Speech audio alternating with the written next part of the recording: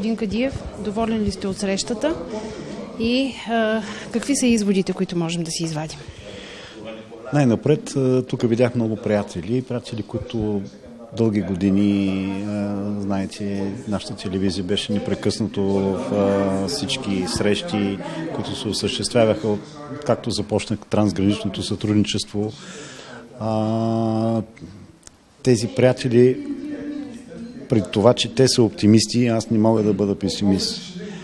Естествено, нещото, което в момента лобирам, не само за този път, защото той е всъщност в съответна стратегия от дълги години, не може да ни се случи, той ще стане.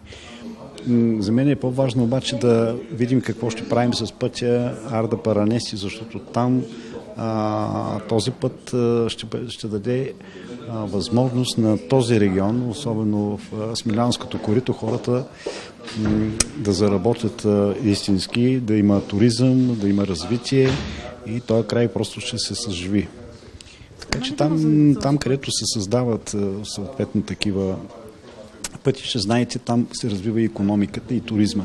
И може би това е най-важното нещо, което трябва да стане, за да се случи. Освен, че ще има културен обмен, но освен това, че ще има възможност за църковен туризъм. Знаете, от другата страна има един голям манастир, Свети Сотир, който хората тачат. Най-скоро време ще има събор. На този събор ще бъде издигнат един 10-метров светещ кръст точно на пирамидата. Всичко това ще даде някаква възможност, това, което искат хората да се случи. Така да заживеят двата народа истински. С един път, който ще ни даде възможност за един обмен на информация, на културен, на църковен, поклоннически и всякакъв вид туризъм, който може да стане за нашия регион, защото в крайна сметка това е нещо, което ние трябва да наблегнем, за да дигнем така, както се казва, нашия край на крака.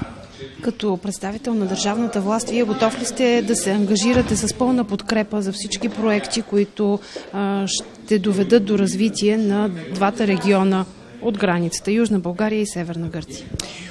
Да, има още нещо, което веднага мога да ви кажа, защото този проект вече тръгва. Вие знаете, аз съм председател на пътуващия кинофестивал.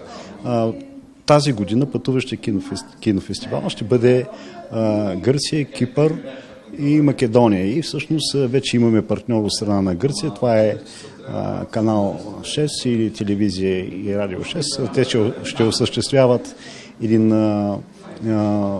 голям филм, който ще влезне в съответните награди.